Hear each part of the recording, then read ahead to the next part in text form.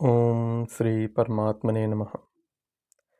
कल हमने भगवद गीता सार संग्रह में अध्याय 3 के 16वें श्लोक को समझा था और आज हम श्रीमद् भगवद गीता के जो हमारा अगला श्लोक है तीसरे अध्याय का श्लोक नंबर 17 उसको आज हम पढ़ेंगे और उससे जो भी सीखने लायक बातें होंगी अपने जीवन में उसको ढालने का प्रयत्न करेंगे।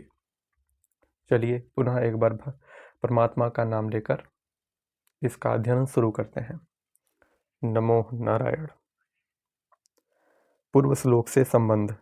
संसार से संबंध विच्छेद करने के लिए जो अपने कर्तव्य का पालन नहीं करता उस मनुष्य की पूर्व श्लोक में ताड़ना की गई है, परंतु जिसने अपने कर्तव्य का पालन करके संसार से संबंध विच्छेद कर लिया है उस महापुरुष की स्थिति का वर्णन भगवान आगे के 2 श्लोक में करते हैं। यस्वत तमरितेरव अस्यादाम त्रितश्च मानवः आत्मन्नेव च संतुष्ट अस्तस्य कार्यं न विद्यते।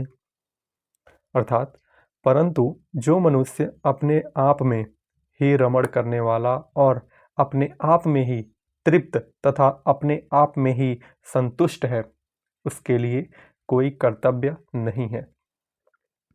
व्याख्या। यहाँ पद पूर्व श्लोक में वर्णित अपने कर्तव्य का पालन न करने वाले मनुष्य से कर्तव्य कर्म के द्वारा सिद्धि को प्राप्त महापुरुष की विलक्षणता बताने के लिए प्रयुक्त हुआ है।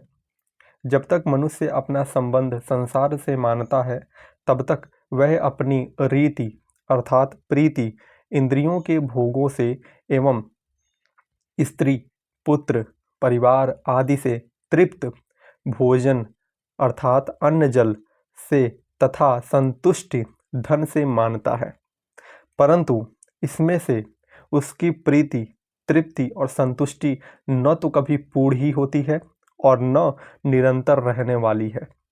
कारण कि संसार से प्रति क्षण परिवर्तनशील जड़ और नाशवान है तथा स्वयं सदा एक रस रहने वाला चेतन और अविनाशी है। तात्पर्य यह है कि स्वयं का संसार के साथ लेश मात्र भी संबंध नहीं है, अतः स्वयं की प्रीति तृप्ति और संतुष्टि संसार से कैसी हो सकती है। किसी भी मनुष्य की प्रीति संसार में सदा नहीं रहती, यह सभी का अनुभव है। विवाह के समय स्त्री और पुरुष में परस्पर जो प्रीति या आकर्षण प्रीति होती है वह 1-2 संतान होने के बाद नहीं रहता। कहीं कहीं तो स्त्रियां अपने वृद्ध पति के लिए यहाँ तक कह देती हैं कि बुढ़ा मर जाए तो अच्छा है। भोजन करने से प्राप्त तृप्त भी कुछ ही समय के लिए प्रतीत होता है।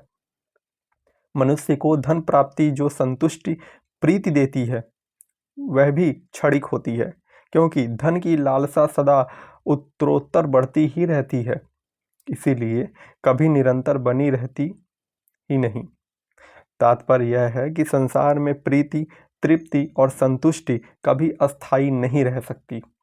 मनुष्य को सांसारिक वस्तुओं में प्रीति तृप्ति और संतुष्टि की केवल प्रतीति होती है, वास्तव में होती नहीं। अगर होती तो पुनः अरीति अतृप्ति एवं असंतुष्टि नहीं होती। स्वरूप से प्रीति तृप्ति और संतुष्टि स्वतः सिद्ध है। स्वरूप सत है, सत में कभी कोई अभाव नहीं होता। नाभावो विद्यते सतः, और अभाव के बिना कोई कामना पैदा नहीं होती।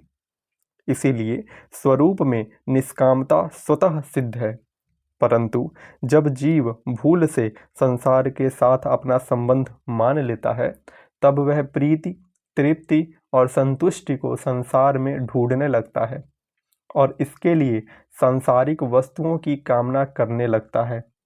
कामना करने के बाद जब वह वस्तु अर्थात धन आदि मिलती हैं तब मन में स्थित कामना के निकलने के बाद दूसरी कामना के पैदा होने से पहले उसकी अवस्था निष्काम हो जाती है और उसी निष्कामता का उसे सुख होता है। परंतु उस सुख को मनुष्य भूल से सांसारिक वस्तु की प्राप्ति से उत्पन्न हुआ मान लेता है तथा उस सुख को ही प्रीति, तृप्ति और संतुष्टि के नाम से कहता है। अगर वस्तु की प्राप्ति से वह सुख होता तो उसके मिलने के बाद उस वस्तु के रहते हुए सदा सुख रहता, दुख कभी न होता और पुनः वस्तु की कामना उत्पन्न न होती। परंतु सांसारिक वस्तुओं से कभी भी पूर्ण अर्थात सदा के लिए प्रीति, तृप्ति और संतुष्टि प्राप्त नहीं हो सकने के कारण तथा संसार से ममता का संबंध बना रहने के कारण वह पुनः नई नई कामनाएं करने लगता है। कामना उत्पन्न होने पर अपने में अभाव का तथा काम्य वस्तु के मिलने पर अपने में पराधीनता का अनुभव होता है। अतः कामना वाला मनुष्य सदा दुखी रहता है। यहाँ यह बात ध्यान देने की है। साधक तो उस सुख का मूल कारण निष्कामता को मानते हैं और दुखों का कारण कामना को मानते हैं, परंतु संसार में आसक्त मनुष्य वस्तुओं की प्राप्ति से सुख मानते हैं और वस्तुओं की अप्राप्ति से दुख मानते हैं। यदि आसक्त मनुष्य भी साधक के समान ही यथार्थ अर्थात दृष्टि से देखे तो उसको शीघ्र ही स्वतः सिद्ध निष्कामता का अनुभव हो सकता है। सकाम मनुष्य को कर्मयोग का अधिकारी कहा गया है। कर्म योगस्तु कामिनाम, श्रीमद् भगवद गीता 11वां अध्याय और 20वां श्लोक। सकाम मनुष्यों की प्रीति, तृप्ति और संतुष्टि संसार में होती है।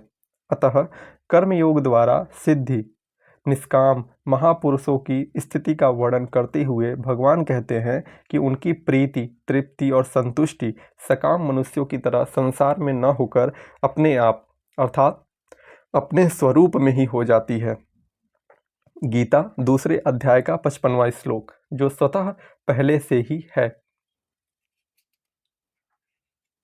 वास्तव में प्रीति, तृप्ति और संतुष्टि तीनों अलग अलग न होते हुए भी संसार के संबंध से अलग अलग प्रतीत होते हैं।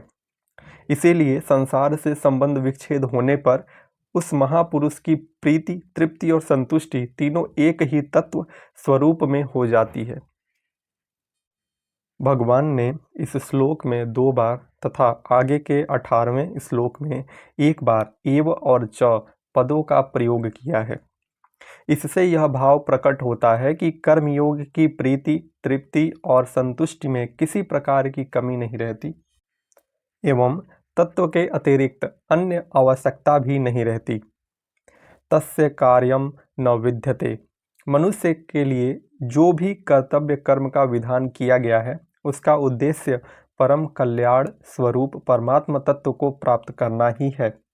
किसी भी साधन अर्थात कर्मयोग, ज्ञान योग अथवा भक्ति योग के द्वारा उद्देश्य की सिद्धि हो जाने पर मनुष्य के लिए कुछ भी करना, जानना अथवा पाना शेष नहीं रहता, जो मनुष्य जीवन की परम सफलता है। मनुष्य के वास्तविक स्वरूप में किंचिन मात्र अभाव न रहने पर भी जब तक वह संसार के साथ संबंध के कारण अपने में अभाव समझकर और शरीर को मैं तथा मेरा मानकर अपने लिए कर्म करता है, तब तक उसके लिए कर्तव्य शेष रहता ही है।